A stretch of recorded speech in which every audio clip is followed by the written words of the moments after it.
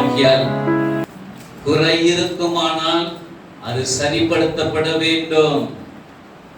ஒருவேளை ஒரு குறிப்பிட்ட தன்மை, ஒரு குறிப்பிட்ட குணம் நமக்கு இல்லாமல் போனால் அது சரி செய்யப்பட வேண்டும்.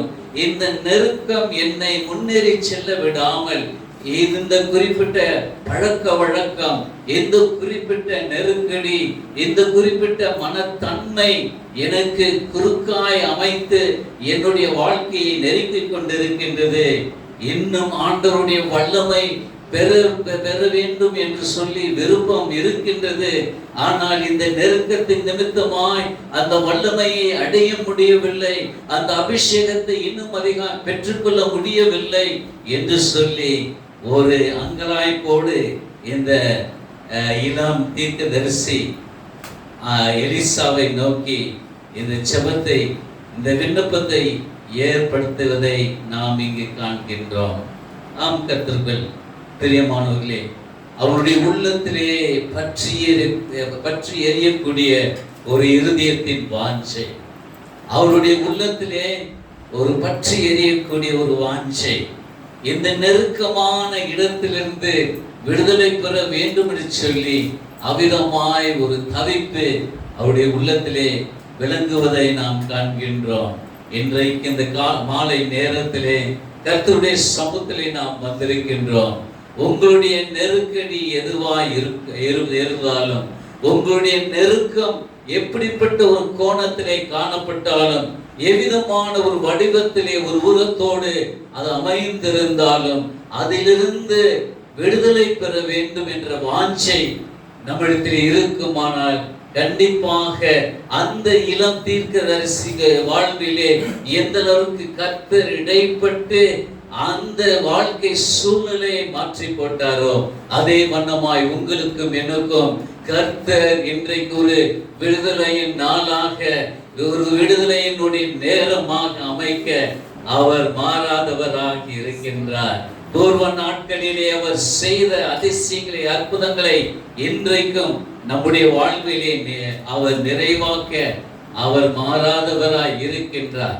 நான் எப்பொழுதும் சொல்லுவேன், ஒருவேளை நம்முடைய முற்பிதாக்களை நாம் எடுத்து பார்ப்போம் என்றால், ஒருவேளை கர்த்தர் அவர்களோடு பண்ணின உடன்படிக்கை ஒரு ஆட்டுக்கடாவனுடைய இரத்தத்தை கொண்டு அங்கு அந்த உடன்படிக்கை அவளுக்கு செய்யப்பட்டது. ஆகையால் அங்கு நாம் பார்க்கின்றோம் 106ஆம் சங்கீதம் 42 46ஆம் வசனம் நாம் வாசிப்போம் என்றால், அங்கு ஆண்டவர் தம்முடைய உடன்படிக்கையை எப்படி நினைக்கிறார்? அதை வாசிப்போமா? 26ஆம் சங்கீதம் 42 46 வாசி.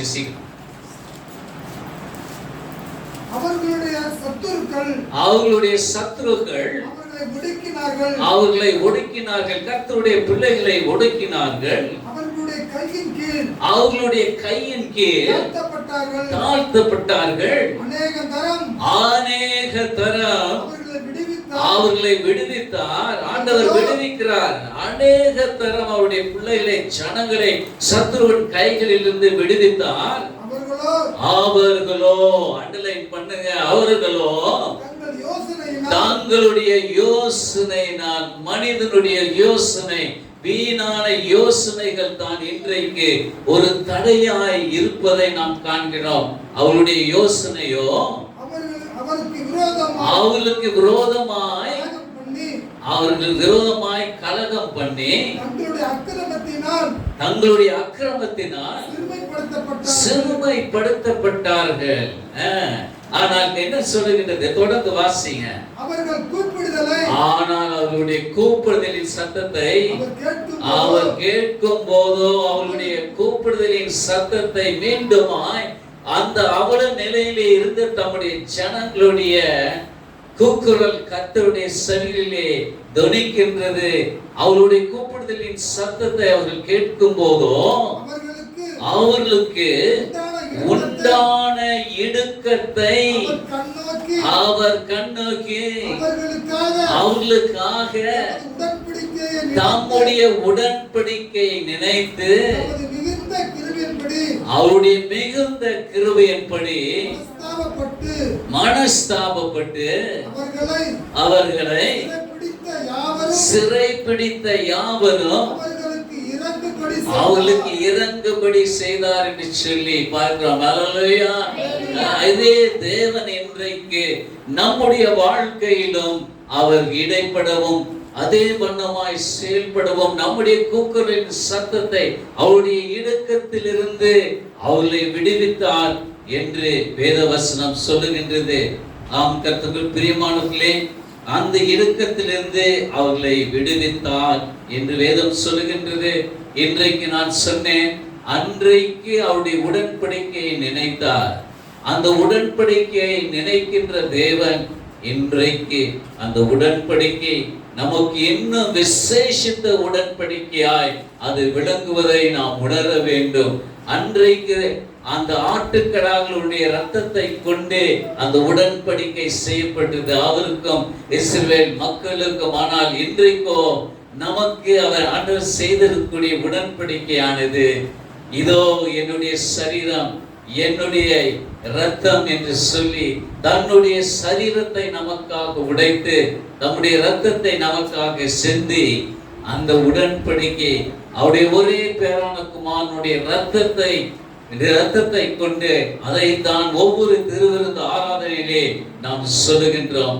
என்னை நினைவு கூறும்படியாய் உங்களுக்காக பண்ணப்பட்ட என்னுடைய புதிய உடன்படிக்கை என்னை நினைவு கூறும்படி இதை செய்யுங்கள் என்றார் என்று சொல்லி, இதை நினைத்துக்கொள், நான் உனக்காக இந்த உடன்படிக்கையை என்னுடைய பரிசுத்த இரத்தத்தை கொண்டு என்னுடைய ஒரே பேரான குமாரன் ஆகிய இயேசுவினுடைய இரத்தத்தை கொண்டு உன்னோடு ஒரு உடன்படிக்கை செய்திருக்கிறேன். மகனே மகளே, இந்த இடுக்கத்திலிருந்து அவர்களை விடுவித்தது போலவே இன்றைக்கு மாறாத கர்த்தர் நம் வாழ்க்கையிலே இந்த வேளையிலே இடைப்பட அவர் சித்தம் கொண்டவராய் இருக்கிறார். ஹல்லேலூயா.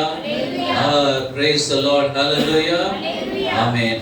அவனமாக அவர் நம் வாழ்விலே இடைப்படுகின்ற தேவன். அப்பொழுது நான் சொன்னேன், இந்த இந்த இந்த குறிப்பிட்ட நெருக்கடி அது நீங்க வேண்டும், விலக வேண்டும் என்று சொல்லி ஒரு தவிப்போடு துடிப்போடு இருக்கின்றோம். ஆனால் ஏன் நம்முடைய காலமும் நேரமும் சமயமும் நம்மை கடந்து செல்லுகின்றதை நாம் காண்கின்றோம். உலக புகழ் பெற்ற பிரசங்கியார் யார் என்று கேட்போம் என்றால் நீங்கள் நன்றாக சொல்வீர்கள், அது பிலி கிரேஹாம். பிலி கிரேஹாம் என்னும் உலக பேர் பெற்ற புகழ் பெற்ற ஒரு சுவிசேஷகர், எவாஞ்சலிஸ்ட் பிலி கிரேஹாம், டாக்டர் பிலி கிரேஹாம். அவர் எத்தனையோ ஆயிரக்கணக்கான ஆத்துமாக்களை கர்த்தருக்கென்று அவர் ஆயத்தம் செய்தார். ஒரு குறிப்பிட்ட குரூசேட், ஒரு குறிப்பிட்ட கன்வென்ஷன் முடிந்த பிறகு அநேக பத்திரிகையாளர்களை அவர்களை சந்தித்து அவர்கள் ஒரு கேள்வியை, ஒரு விசித்திரமான கேள்வியை அவருக்கு முன்பாக வைத்தார். என்ன கேட்டார்கள் என்றால், பிலி கிரேஹாம், doctor பிலி கிரேஹாம், what is that which surprises you the most?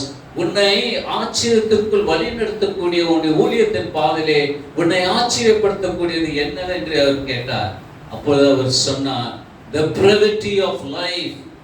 வாழ்க்கை எவ்வளவு சீக்கிரமாய் நம்மை கடந்து செல்கின்றது, அதுதான் என்னை ஒரு அதிர்ச்சிக்குள் கொண்டு வருகின்றது. எவ்வளவு சீக்கிரம் நம்முடைய காலமும் நேரமும் நம்முடைய சமயமும் நம்மை கடந்து செல்கின்றதை நாம் உணர வேண்டும் பிரியமானவர்களே. ஆகையால் நம்முடைய வாழ்க்கையிலே நாம் வாஞ்சிக்கின்ற முன்னேற்றம், நாம் வாஞ்சிக்கின்ற பக்தி விருத்தி இன்னும் அதிகமாய் நாம் வாழ்கின்ற, இன்னும் நான் முன்னேறி செல்ல வேண்டும் என்ற அந்த ஏக்கம் நிறைவேற வேண்டும். ஏனென்றால் காலம் நேரம் சமயம் நம்மை விட்டு கடந்து செல்கின்றது. ஆகையால் தான் தாவீது 90ஆம் சங்கீதம் 12ஆம் வசனத்திலே அவர் இவ்விதமாய் சொல்லுகின்றார். என்ன சொல்லுகின்றார்? 90ஆம் சங்கீதம் 12ஆம் வசனம், நாங்கள்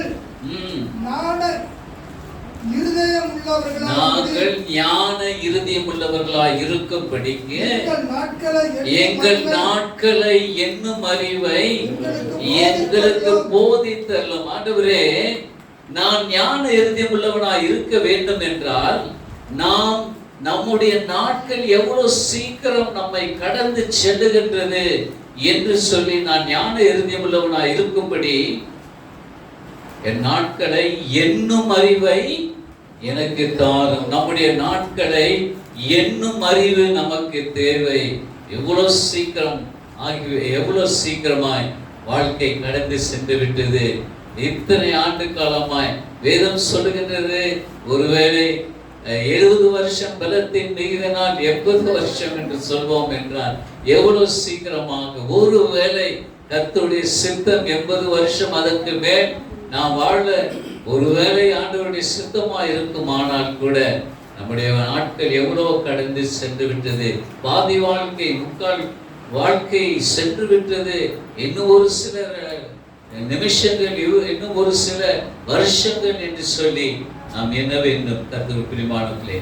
ஆகையால் நம்முடைய விருப்பத்தை இந்த நேரத்திலே நாம் ஆண்டவரிடத்திலே தெரிவிக்க, எந்த அளவுக்கு எலிசாவிடம் தன்னுடைய உணர்ச்சிகளை போய் வெளிப்படுத்தி தன்னுடைய வாழ்க்கையினுடைய நெருக்கத்தை, இடுக்கத்தை அவர் எடுத்து சொன்னாரோ, நமக்கு அந்த சுதந்திரத்தை கர்த்தராகிய இயேசு தந்திருக்கிறார். ஹல்லேலூயா. கேளுங்க, நீங்க கேளுங்க. வருத்தப்பட்டு பாரம் சுமக்கிறவர்களை நீங்கள் எல்லாரும் ஏறி வாருங்க. உங்களுக்கு தேவைப்படக்கூடிய அந்த பக்தி விருத்தியை உங்களுக்கு தருவேன். இதோ அவர் அடுத்த வசனம் வாசிப்போம். நாங்கள் யோர்தான் மட்டும் போய் அவ்விடத்தில் ஒருவருக்கொருவர் உத்திரத்தை வெட்டி குடியிருக்க அங்கே எங்களுக்கு ஒரு இடத்தை உண்டாக்குவோம் என்றார்கள். இரண்டாம் வசனம் என்ன சொல்றாரு? இந்த இடம் எங்களுக்கு நெருக்கமா இருக்கிறது, ஆனால் எங்களுடைய உள்ளத்திலே ஒரு திட்டம் நாங்கள் அமைத்திருக்கின்றோம். அந்த திட்டத்தை நாங்கள் நிறைவேற்ற வேண்டும் என்று சொல்லி நாம் விரும்புகின்றோம்.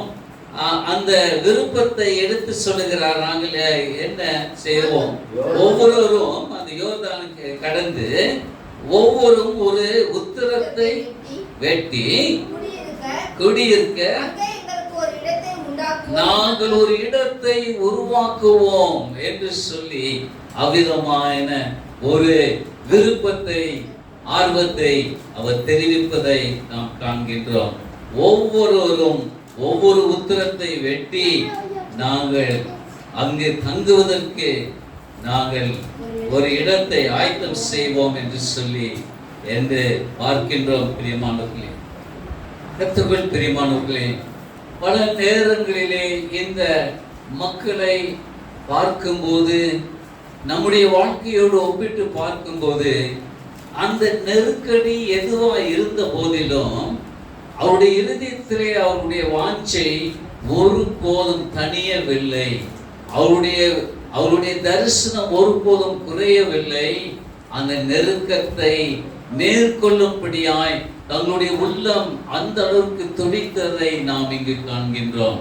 ஆனால் இன்றைக்கு அநேக கிறிஸ்தவர்கள் ஆகிய நாம் பல நேரங்களில் துன்பத்தை நாம் சந்திக்கும் போது, பல இடுக்கங்களை நம்முடைய வாழ்க்கையிலே நேரிடும் போது, பல நேரங்களிலே இக்கட்டுகளிலே நாம் தவிக்கும் போது, ஏன் ஆண்டவர் எனக்கு இப்படிப்பட்ட ஒரு நிலைமைக்குள் கொண்டு வந்திருக்கிறார், ஏன் என்று சொல்லி பல நேரங்களிலே விசுவாசத்தை, நம்பிக்கையை இழந்து, பல நேரங்களிலே இது என்ன ஒரு கிறிஸ்தவ ஜீவியம், எவ்வளவு பற்றுதலோடு நான் தேவனோடு இருந்தாலும், எவ்வளவு வைராக்கியத்தோடு நான் என் வாழ்க்கை, கிறிஸ்தவ வாழ்க்கை வாழ்ந்து கொண்டு வந்தாலும், ஏன் இப்படிப்பட்ட ஒரு இக்கட்டு, ஏன் இப்படிப்பட்ட முன்னேறி செல்ல முடியாத ஒரு நிலைமை, தேங்கி நிற்கின்ற தேக்கம் கண்ட ஒரு நிலை.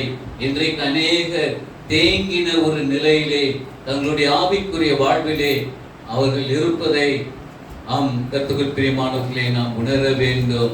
பல நேரங்களிலே ஒரு முன்னேற்றம் இல்லாமல் அந்த தேக்கத்திலே நாம் இருக்கின்றோம். தேக்கம் அடைந்த ஒரு ஆவிக்குரிய வாழ்க்கை. காரணம், நம்முடைய இடுக்கங்கள் பல நேரங்களிலே அது தடை கற்களாக அமைந்து விடுவதை நாம் இங்கு காண்கின்றோம். ஆனால் எந்த அருமையான தீர்க்கதரிசியோ தன்னுடைய மனம் விட்டு சொல்லுகின்றார், ஐயா எங்களுக்கு ஒரு விருப்பம் உண்டு, எங்களுடைய பிளான், எங்களுடைய திட்டம் இது. ஒவ்வொருவரும் ஒரு உத்திரத்தை வெட்டி குடியிருக்க நாங்க ஒரு இடத்தை உண்டாக்குவோம். வேறொரு இடம், இன்னும் அதிகமாய் விரிவான ஒரு இடம், இன்னும் அதிகமாய் கர்த்தரை மகிமைப்படுத்தக்கூடிய ஒரு நிலை என்றுதான் நான் காண்கின்றேன். இது போதாதையா, இன்னும் என்னெல்லாம் ஆண்டவருக்கு செய்யலாம்.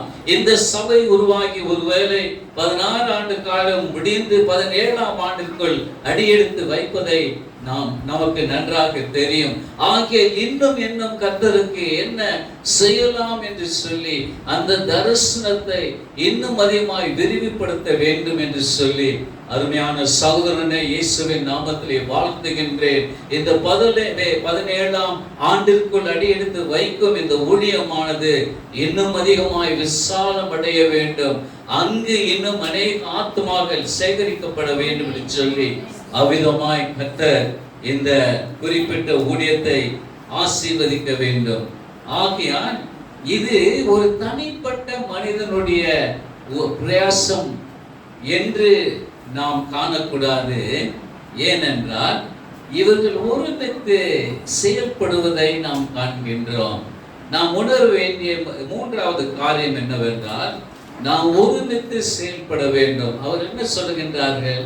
நாங்கள் ஒவ்வொருவரும் ஒவ்வொரு உத்திரத்தை எடுத்து நாங்கள் அதில் ஈடுபடுவோம், நாங்கள் எங்களை ஈடுபடுத்திக் கொள்வோம். இந்த இடம் எங்களுடைய வாழ்க்கை விரிவாக்கப்படுவதற்கு இன்னும் ஒரு விரிவான ஒரு ஸ்தலத்துக்கு நாங்கள் பிரவேசிப்போம். ஆனால் நாங்கள் ஒவ்வொருவரும் இதிலே நாங்கள் எங்களுடைய பொறுப்பை நாங்கள் ஆற்றுவோம் என்று சொல்லி அதை தனியாக அந்த எலிசாவிடம் மாத்திரம் தங்களுடைய நெருக்கடியை, தங்களுடைய மன விருப்பத்தை சொல்லி அவர்கள் நகரவில்லை. ஆனால் எங்களுக்கு பங்கு உண்டையா. ஆகிய இந்த திருச்சபை மக்களுக்கு ஒரு பங்கு என்பது உண்டு. நாம் எல்லோரும் இணைந்து இந்த திருச்சபையை மாத்திரமல்ல, தேவனுடைய ராஜ்யத்தை கட்டுவதற்கு ஒருவேளை வித்தியாசமான ஒருவேளை டினாமினேஷன்ஸ் இருக்கக்கூடும். வேறு வித்தியாசமான என்ன சொல்றது, டினாமினேஷனுக்கு தமிழ்லையா சொல்லுங்க, விரிவான ஒருவேளை கோட்பாடுகளின் நிமித்தம், ஒருவேளை கொள்கை நிமித்தம், ஆராதனையுடைய முறைமைகளிலே வித்தியாசப்படும் ஒரு நிலை இருந்த போதும் நாம் எல்லோரும் தேவனுடைய ராஜ்யத்தை கட்டக்கூடியவர்கள் என்று நாம் மறந்துவிடக் கூடாது. ஏதோ அந்த திருச்சபையை மட்டும் கட்டுவது மாத்திரமல்ல, ஆனால் திருச்சபைகளை கட்டும் போது அது தேவனுடைய ராஜ்யத்தை கட்டக்கூடியவர்கள் என்று அந்த விரிவான தரிசனத்தை நாம் எல்லோரும் உணர வேண்டும் பிரியமானவர்களே. ஆகிய எந்த சபையை சேர்ந்தவராக, எந்த சபை பிரிவை சேர்ந்தவர்களாக இருந்தாலும், அந்த பிரிவினையிலே எவ்விதமாக ஒருவரை ஒருவர் பார்த்து கொண்டாலும், நாம் ஒன்று நினைக்க வேண்டிய ஒரு காரியம், நம் எல்லோரும் தேவனுடைய ராஜ்யத்தை கட்டக்கூடியவர்கள் என்று சொல்லி நம்முடைய பங்கை ஆற்ற நாம் அழைக்கப்பட்டு இருக்கின்றோம். ஆகையால் இந்த குறிப்பிட்ட காரியம் அவர்கள் எடுத்து சொல்லுகின்றதை நாம் காண்கின்றோம். ஆகையால் அவர்கள் எல்லோரும் அங்கு சென்று தங்களுடைய வேலையை ஆரம்பிக்கின்றார்கள். 6ஆம் வசனம் என்ன சொல்கிறது? தேவனுடைய மனுஷன் அது எங்கே விழுந்தது என்று இல்ல 4வதுல இருந்து 6ஆம் வரைக்கும் வாசிங்க. அவர்களோட கூட போனான். அப்புறம் இப்ப இன்னொன்னு கேட்கிறாங்க, நீங்க அனுமதி கொடுக்கிறார் எலிசா சரி இதுதான் உங்களுடைய விருப்பம் இல்லையா, நீங்க போகலாம் என்று சொல்லி, ஆமா போங்கள் என்று சொல்றீங்க. ஆனால் பாருங்க, அந்த இளம் தீர்க்கதரிசி, ஐயா நீங்களும் எங்களோடு கூட வர வேண்டும். இன்றைக்கு பல நேரத்தில் பார்த்தனா இந்த சபையிலேயே திடீரென்று ஒரு பிரிவினை உருவாக்கக்கூடிய ஒரு திருப்தி இல்லாத ஆத்மாக்கள் இருக்கின்றார்கள். திடீரென்று விலகி அவர்கள் என்ன செய்யறாங்க, ஒரு பைபிள் எடுத்துட்டு அவங்க ஒரு சபையை ஆரம்பிச்சுறாங்க. இது மாதிரி ஒரு நிலை ஏற்படாதபடி எங்களுக்கு ஒரு விரிவான இடம் தேவை. ஆனாலும் நீர் எங்களோடு வர வேண்டும் ஐயா, எங்களுடைய இந்த இடத்தை விசாலப்படுத்துவதற்கும் எங்களுடைய தரிசனத்தை நிறைவேற்றுவதற்கும் நீர் பெரியவர், நீர் சபை போதகர், நீர் இதுவரைக்கும் எங்களை கற்றுக் கொடுத்தவர், நீர் எங்களோடு இருந்து எங்களை வழிநடத்தினவர், நீர் எங்களோடு கூட வர வேண்டும். எவ்வளோ ஒரு பெரிய பரந்த ஒரு மனப்பான்மை பாருங்க. அந்த இளம் அந்த பெரிய தீர்க்கதரிசிக்கு பல நேரங்களிலே சபை போதகர்கள், சபை மூப்பர்கள் அவருடைய அதிகாரத்தை வீணாய் அவர் வெளிப்படுத்துவதை நாம் காண்கின்றோம். என்னை இல்லாமல் ஒரு காரியமும் செய்ய முடியாது, என்னுடைய பர்மிஷன், என்னுடைய அனுமதியை பெற வேண்டும் என்றெல்லாம் சொல்லவில்லை. நீர் என்னோடு வர வேண்டும் என்று சொன்னார். அந்த இளம் தீர்க்கதரிசியுடைய விருப்பம் அவர்களை கடிந்து கொள்ளாமல் அவருடைய விருப்பத்தின் பேரிலே இவர்களுடைய தரிசனத்தை அவர் நிறைவேற்றுவதற்கு தம்மையும் தாழ்த்தினார். இன்றைக்கு சபையிலே இருக்கின்ற ஒரு பெரிய ஒரு அவலம் என்னவென்றால், இன்றைக்கு நான் பெரிய பாஸ்டர், நான் சின்ன பாஸ்டர். இன்றைக்கு அநேக சபைகளிலே இருக்கின்றது, நான் தான் பிசி சேர்மன், அவர் பாஸ்டர், பிரஸ்பிட்டர் இன் சார்ஜ், சாதாரண பிரஸ்பிட்டர் என்று சொல்லி பல நேரங்களிலே நாம் எல்லோரும் ஊழியக்காரர்கள். தேவனுடைய பார்வையிலே எல்லாரும் ஊழியத்திற்கு அழைக்கப்பட்டிருக்கிறார்கள். அது இந்த உலகத்துக்கு அது பொருந்தும் என்று அந்த உலகத்தினுடைய தோற்றம் தான் இன்றைக்கு அநேக ஊழியர்களை எதிர்பார்க்கின்றார்கள்.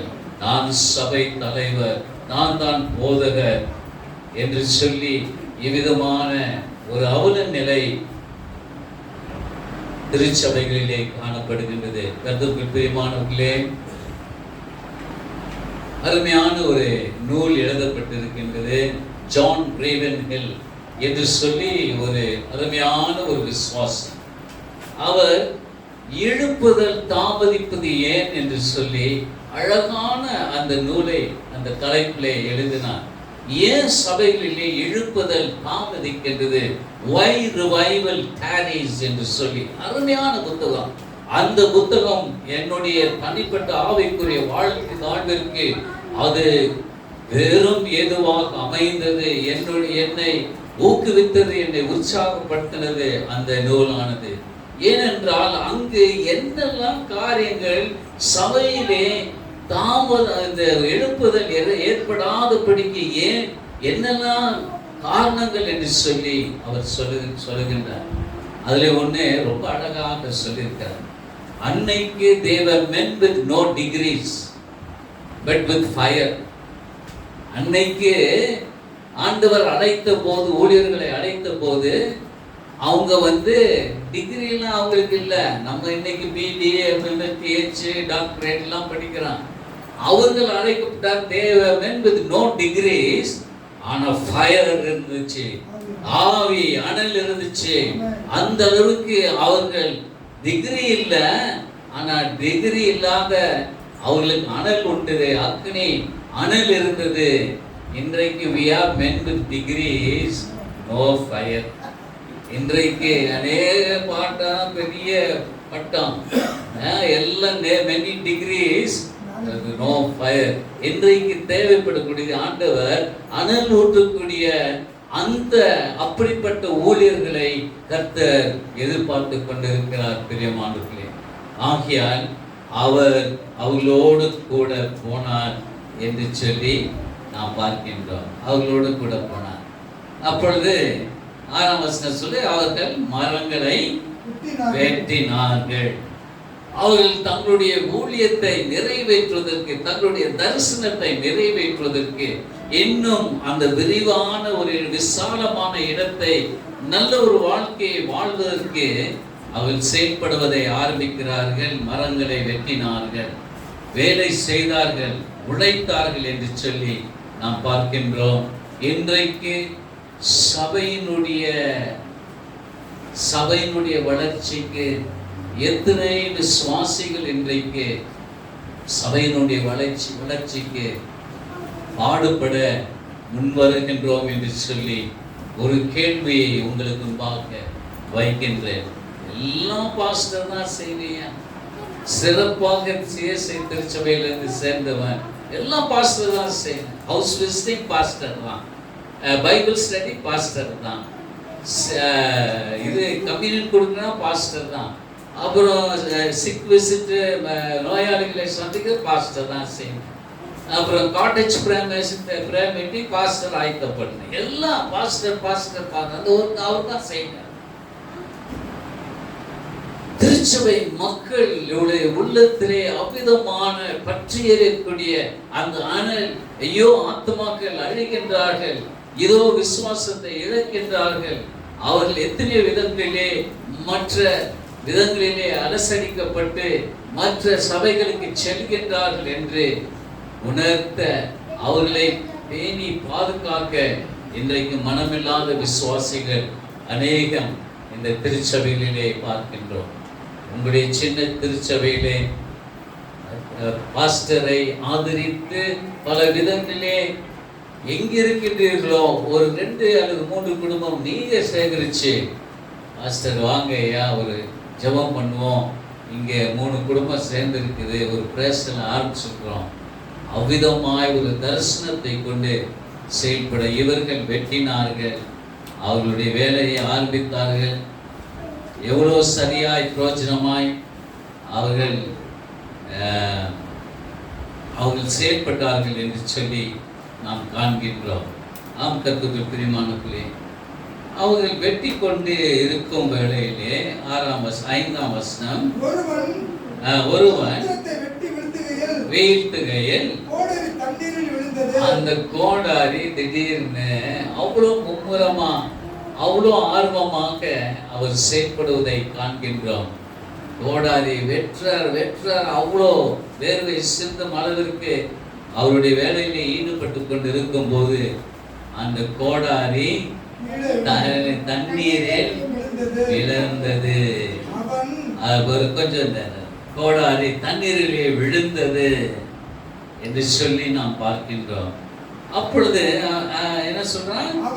அவன் ஐயோ என் ஆண்டவனே, இது இரவலாக வாங்கப்பட்டது என்று கூறினான். ஐயோ, அவன் செயல்பட்டு கொண்டிருந்த அந்த நேரத்திலே எதிர்பாராத சம்பவம், எதிர்பாராத விதத்திலே அதிரென்று ஒரு திருப்பம் அங்கு அமைவதை நாம் காண்கின்றோம். கர்த்தருக்குள் பிரியமானவர்களே, நம்முடைய விருப்பத்தை வாஞ்சை நிறைவேற்ற நாம் மனம் கொள்வோமானால், ஒருவேளை தீர்மானிப்போம் என்றால், கண்டிப்பாக நம்முடைய வாழ்க்கையிலே திடீரென்று இன்னும் அதிக நெருக்கடிகள், எதிர்பாராத சம்பவங்கள் நடக்கக்கூடும். அந்த குறிப்பிட்ட நேரத்திலே அவர் உணர்கின்ற ஒரு காரியம், ஐயோ ஆண்டவரே, இது இரவலாக வாங்கப்பட்டதே என்று சொல்லுவதை பார்க்கின்றோம். ஆம் கர்த்தருக்குள் பிரியமானவர்களே, அன்றைக்கு அந்த இளம் தீர்க்கதரிசிகளுடைய கையிலே இருந்தது இரவலாக வாங்கப்பட்ட ஒரு கோடாரி. ஆனால் இன்றைக்கு கர்த்தர் எனக்கு வெளிப்படுத்துகின்ற காரியம், இந்த வாழ்க்கை உனக்கு இரவலாக கொடுக்கப்பட்ட ஒரு வாழ்க்கை. அல்லேலூயா. இது ஒரு இரவலாக கொடுக்கப்பட்ட வாழ்க்கை. இன்னும் கொஞ்ச காலம், எவ்வளவு நேரம் அவரு இதை பயன்படுத்த போகிறார் நமக்கு தெரியாது. இரவலாக வாங்கப்பட்ட வாழ்க்கை இது. நம்முடைய வாழ்க்கை நமக்கு சொந்தம் அல்ல, இது இரவலாக வாங்கப்பட்ட, தேவன் ஈவாக இரவலாக கிருபையாய் கொடுத்த ஒரு வாழ்க்கை, ஒரு ஊழியம். இது இரவலாக வாங்கப்பட்டது. ஆனால் ஐயோ, இது விழுந்து விட்டது. ஆனா ஆம் கர்த்தருக்குள் பிரியமானவர்களே, ஒருவேளை இன்றைக்கு நீங்களும் நானும் பெற்று அடைந்து அனுபவிக்கின்ற ஒவ்வொரு காரியமும் கர்த்தர் கிருபையாய் கொடுத்து ஒரு இரவலாக இந்த வாழ்க்கை, இந்த ஜீவன் உனக்கு இரவலாக, உனக்கு நீ சேகரித்திருக்கக்கூடிய உன்னுடைய உத்தியோகம் இரவலாக கொடுக்கப்பட்டிருது, உன்னுடைய ஐஸ்வர்யம் உனக்கு இரவலாக கொடுக்கப்பட்டிருக்குது. அதை என்னுடைய நாமத்துக்கு எந்த அளவுக்கு நீ பயன்படுத்த போகிறாய், இது உனக்கு சொந்தமல்ல. ஒரு குறிப்பிட்ட நாள் நேரம் வரும், இதை எல்லாவற்றையும் நீ விட்டு நீ வெளியேற வேண்டிய ஒரு நிலை ஏற்படும். இது எல்லாம் இரவலாக ஏதோ ஒரு கொஞ்ச காலம்தான், எத்தனை ஆண்டு நமக்கு தெரியாது. ஆனால் ஆண்டவரிடத்தில் சொல்வோம், ஆண்டவரே நீர் இரவலாக கொடுத்த அந்த வாழ்க்கை, இந்த இரவலாக கொடுக்கப்பட்ட இந்த ஊழியம், எனக்கு இரவலாக கொடுக்கப்பட்ட என்னுடைய குடும்பம் இன்னும் அதிகமாய் உம்மை மகிமைப்படுத்தும் என்று சொல்லி நாம் உணர்ந்து செயல்பட அழைக்கப்பட்டிருக்கிறோம். ஆம் கர்த்தருக்குள் பிரியமானவர்களே, அவன் திடீரென்று நிற்கின்றான். கோடாரி தலை கீழே விழுந்தது, வெறும் கைப்பிடியோடு இருக்கின்றான். இந்த கைப்பிடியோடு வைத்து இனிமேல் என்ன செய்ய முடியும், இந்த கைப்பிடியை வைத்து என்ன சாதிக்க முடியும் என்று, ஐயோ நான் இரவலாக வாங்கப்பட்டதை ஒருவேளை நான் காணாமல் போட்டு போய்விட்டது, இதை கொண்டு நான் எப்படி இரவலுக்கு வாங்கின அந்த மனிதனுக்கு போய் பதில் சொல்ல முடியும் என்று. ஆனாலும் அவன் உணர்ந்தது, இனிமேல் என்னுடைய உத்தியோகம், என்னுடைய வேலையை செய்ய முடியவில்லையே, இனிமேல் எனக்கு வேண்டிய வல்லமை எனக்கு இல்லையே என்று சொல்லி அவன் அவிதமாய் எண்ணிருக்க கூடும். கர்த்தருக்குள் பிரியமானவர்களே, அப்பொழுது இந்த தீர்க்கன் அவனை பார்த்து கேட்கிறார், கோடாரி தண்ணீரிலே விழுந்தது. அப்போ என்ன சொல்றாரு, தேவனுடைய மனுஷன் அது எங்கே விழுந்தது. கொஞ்சம் நிதானிச்சு இந்த குறிப்பிட்ட கேள்வி நம்ம பதில் சொல்லணும். அவர் இந்த தேவ மனுஷன் அவரை பார்த்து, அது எங்கே விழுந்தது, அது எங்கே விழுந்தது, நீர் விழுந்த இடத்தை உனக்கு தெரியுமா, நீ எங்கே விழுந்து விட்டாய், இத்தனை நாட்களாய் ஆண்டு காலமாய் நீர் வைராக்கியத்தோடு வாழ்ந்தாய் அல்லவா, இப்பொழுது அது விழுந்து விட்டது, அது எங்கே விழுந்தது, முந்தி போல் நீ ஜெபிப்பதில்லை, இங்கு விழுந்த ஒரு நிலையிலே இருக்கின்றாய், நீ முந்தி போல் தியானித்ததில்லை, நீ தியானிப்பதில்லை, இப்பொழுது மனம் குளிர்ந்து விட்டது, நீ எங்கே விழுந்திருக்கிறாய். பல நேரங்களிலே முன்னேறி செல்ல முடியாத ஒரு நிலை ஏற்படுகின்றது என்றால் விழுந்த ஒரு நிலை. ஆம் கர்த்தருக்குள் பிரியமானவர்களே, எங்கு விழுந்தோம் என்று சொல்லி பல நேரங்களிலே நாம் மறந்து விடுகின்றோம். பல நேரங்களிலே அந்த மோஷன் தான், அந்த செய்கையிலே தான் இன்னும் ஓடிக்கொண்டிருக்கின்றது. பல நேரங்களிலே நம்முடைய ஊழியம், நம்முடைய ஊழியங்கள் சபைகளிலே ஏதோ ஓடிக்கொண்டிருந்த அதே மரத்துல தான் அது ஓடிக்கொண்டிருக்கின்றது. குரூன்னு சொல்லுவாங்க இல்லைங்களா. இப்பொழுது ஒரு உதாரணம், நமக்கு ஃபேன் இங்கு பொருத்தப்பட்டிருக்கின்றது, ஃபேன் ஓடிக்கொண்டிருக்கின்றது.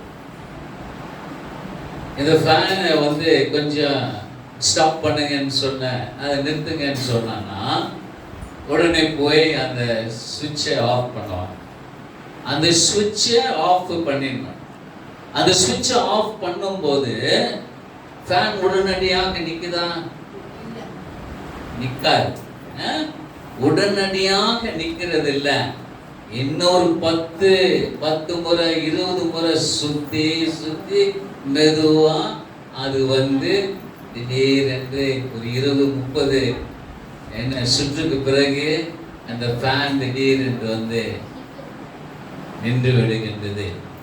இன்றைக்கு அநேக கிறிஸ்தவர்கள் ஏதோ கனெக்ஷன் துண்டிக்கப்பட்டு விட்டது, ஏதோ ஒன்று விழுந்து விட்டது, நம்முடைய வாழ்க்கையிலே முன்னேறி செல்ல முடியாமல் அவிதமான ஒரு இருதய வாஞ்சை, துடிப்பு, அந்த அனல் இல்லாத ஒரு மனநிலை, இப்படியே ஓட்டிடலாம், யாரும் கேட்கறது இல்லை என்று சொல்லி பல நேரங்களிலே நம்முடைய ஆவிக்குரிய வாழ்க்கையை அவிதமாய் நடத்தக்கூடிய, ஆனால் அந்த மோஷன்ல தான் ஓடுது. அதுதான் மோஷன்லயே நம்முடைய காலத்தை ஓட்ட பார்க்கலாம் பல நேரங்களிலே.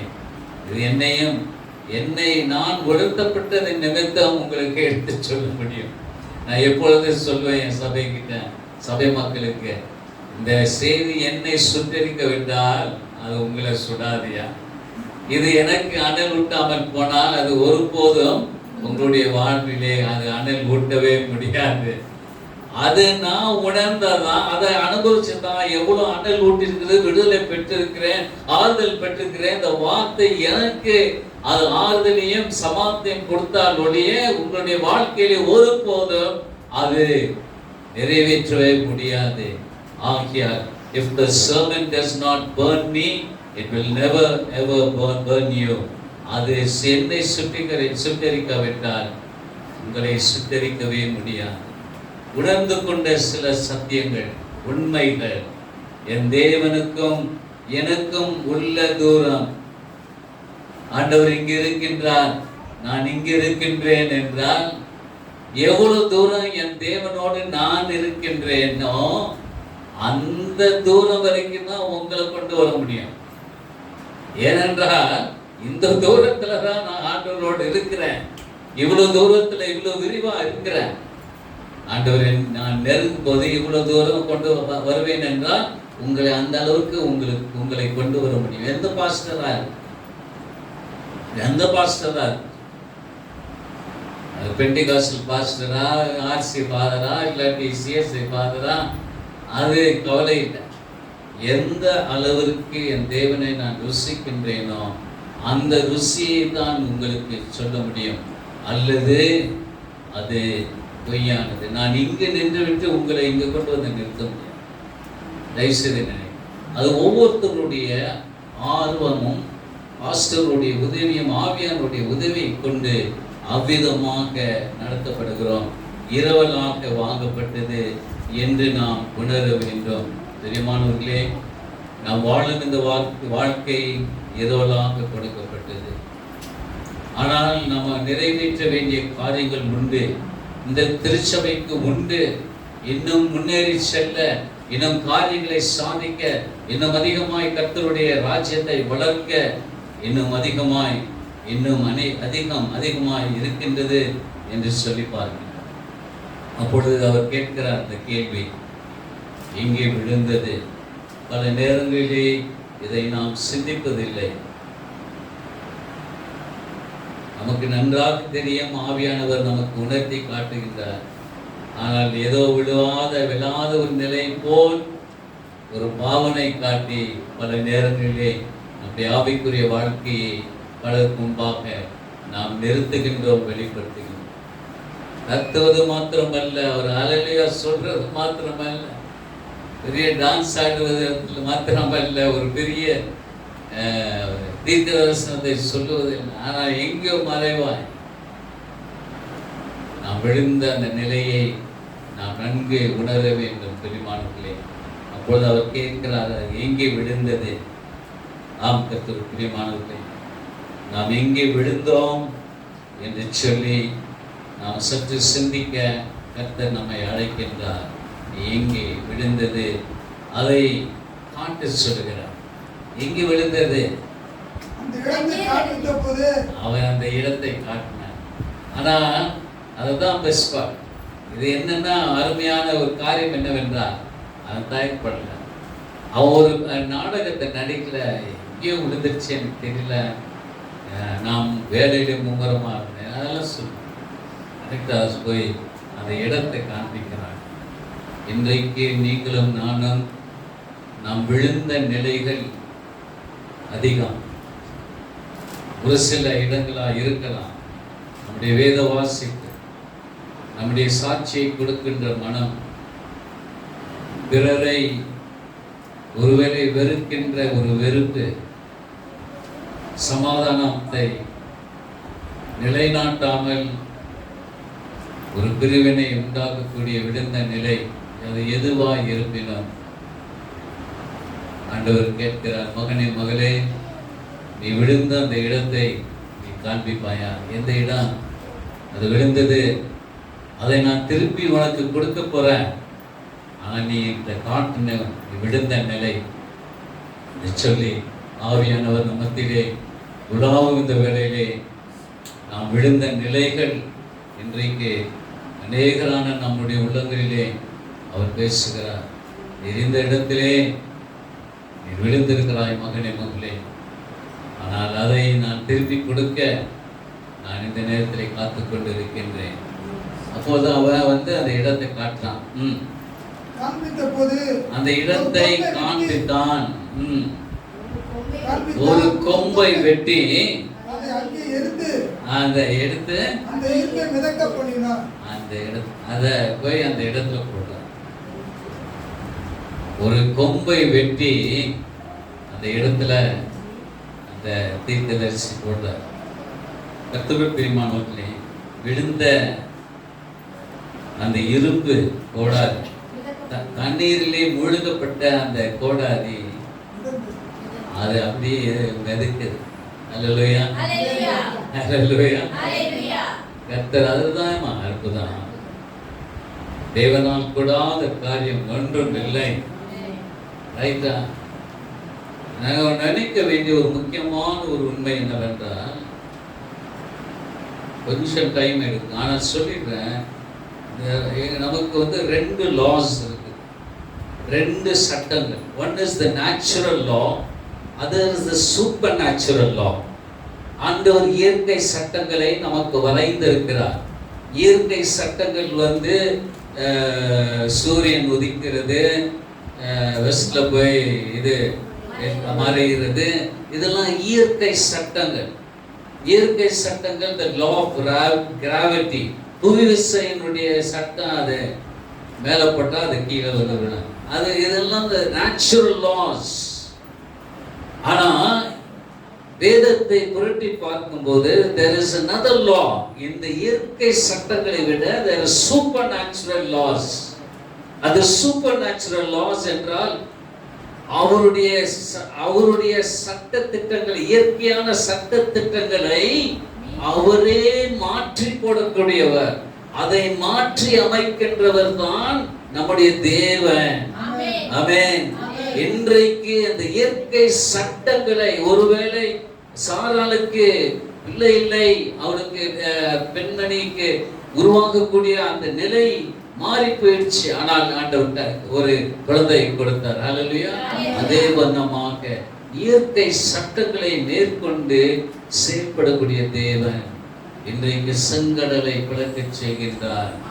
அவனமாக அதிசயங்களை சூரியனை நிப்பாட்டினார் யோசுவா காலத்தில். இதெல்லாம் இயற்கை சட்டங்களை நம்முடைய பிள்ளைகளுக்கு அவர் வளைக்க அவர் போதுமானவராய் இருக்கிறார். மனதுருகக்கூடிய கர்த்தராய் இருக்கின்றார். இன்றைக்கு உங்கள் வாழ்க்கையிலும் என் வாழ்க்கையிலும் அந்த இயற்கை எப்படி ஆகும் என்று சொல்லி மரியாள் கேட்கிறார். இது எப்படி ஆகும்? இது சாத்தியமா இல்லையே? நீங்க சொல்றது அவருக்கு வந்த செய்தி இது இல்ல, இது சாத்தியம் இல்ல, மருத்துவ ரீதியிலே இது நடக்காத ஒன்று, பேசாத. ஆனா அவன் வயிற்றிலே ஒரு குழந்தை பிறகு இயற்கை சட்டத்தை மாற்றி அமைக்கிறவர் தான் நம்முடைய தேவன். ஹல்லேலூயா. இந்த தேவன் இன்றைக்கு நம் மத்தியிலே, அவர் மத்தியிலே அழைத்திருக்கின்றார். அவர் நம்மை ஆசீர்வதிக்கும்படியாக அந்த இயற்கை சட்டத்தை நமக்காக மாற்றி அமைக்கவும் அவர் இன்றைக்கு செயல்பட நமக்காக காத்திருக்கின்றார். அந்த கோடாரி அங்கே மிதந்ததை பார்க்கிறோம். அந்த கோடாரி மிதப்பதை பார்க்கின்றோம். அப்பொழுது அந்த தீர்க்கன் எடுத்து சொல்கிறார். என்ன சொல்றாரு? அதை எடுத்துக்கொள், அதை எடுத்துக்கொள். ஒவ்வொரு சின்ன கதை தான், ஆனா அந்த ஒவ்வொரு சின்ன கதையில ஒவ்வொரு வார்த்தை இருக்குது. அமைச்சிருப்பாரு. அதை ஆழமா சிந்திக்கினேன். அதை எடுத்துக்கொள் சொல்றாரு. அங்க அந்த கோடாரி வருது. அவர் சொல்றாரு எடுத்துக்கொள், அதை இனிமேல் அந்த உரிமை உனக்கு வந்துருச்சுமா. நீ இழந்ததை நீ மீண்டுமாய் பெற்றுவிட்டாய். நீ எடுத்துக்கொள். இனிமேல் எடுத்துக்கொள்வதோ அதை புறக்கணிப்பதோ அது உங்களுடைய சாய்ஸ், அது உங்களுடைய தீர்மானம். அதை எடுத்துக்கிட்டா சரி, அதை பயன்படுத்திக்கிட்டா சரி. ஆனால் வாய்ப்பை தந்திருக்கிறார், சுதந்திரத்தை தந்திருக்கிறார். நீ எடுத்துக்கலாம்.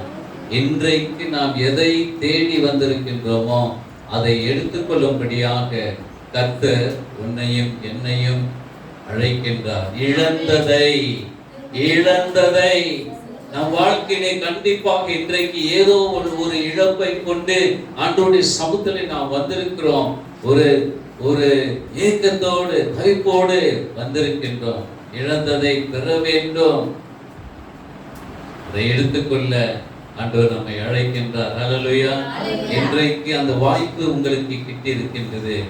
இழந்ததை மீண்டுமாய் நீங்கள் பெறும்படியாய், பெற்று அதை எடுத்துக்கொள்ளும்படியாய் அந்த சுதந்திரத்தை ஆண்டவர் தந்திருக்கிறார். அவர் எடுத்து விட்டார். ஆனால் இதிலே ஒரு உண்மை அமைந்திருக்கின்றது. அவர் ஒரு உத்தரத்தை வெட்டி, ஒரு மரக்கிளை வெட்டி அந்த இடத்திலே அவர் போடுகிறார்.